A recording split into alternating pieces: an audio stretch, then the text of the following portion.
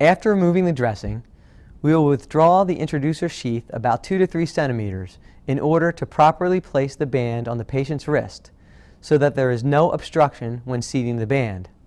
The TR band must be positioned differently when used on the left or right wrist. When attaching the device, ensure that the Terumo logo on the support plate is closest to the patient's little finger or ulnar side of the wrist.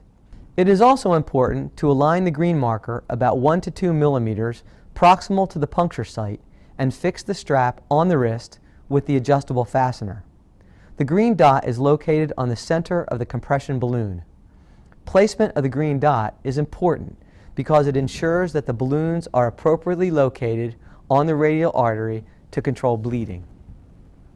Now that the band location is properly secured, I will fill the inflation syringe with 15 to 18 mL of air and slowly inject the 15 of 18 mL of air into the air port of the TR band and simultaneously remove the radial sheath.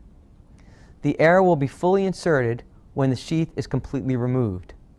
The goal is for bleeding to cease when the sheath is completely removed from the patient's artery. Once we have fully inflated the TR band and confirm that bleeding has stopped, we will now ensure patent hemostasis. We will do this by removing 1 cc per second while keeping an eye on the access site to watch for bleeding. Once we see a flash of blood, we will inject 1 to 2 cc's of air back into the balloon incrementally until bleeding stops. This will help to ensure patent hemostasis. This again can be confirmed with a reverse Barbeau test. The patient is now ready to go to recovery.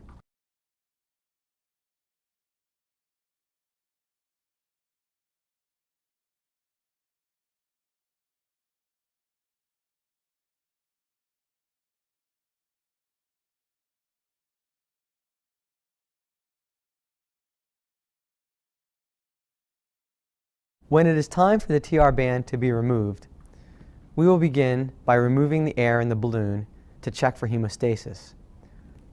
I will start by removing 3 to 5 mL. Since I have not seen any bleeding, I will continue to remove air from the balloon.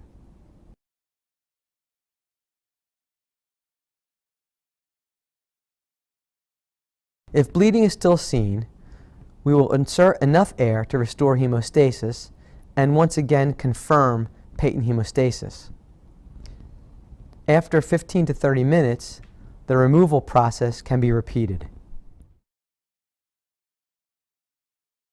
Now that air has been completely removed from the band and bleeding has stopped, we can unfasten the Velcro band, slowly remove the TR band by lifting toward the palm of the hand, and lastly, applying a sterile dressing.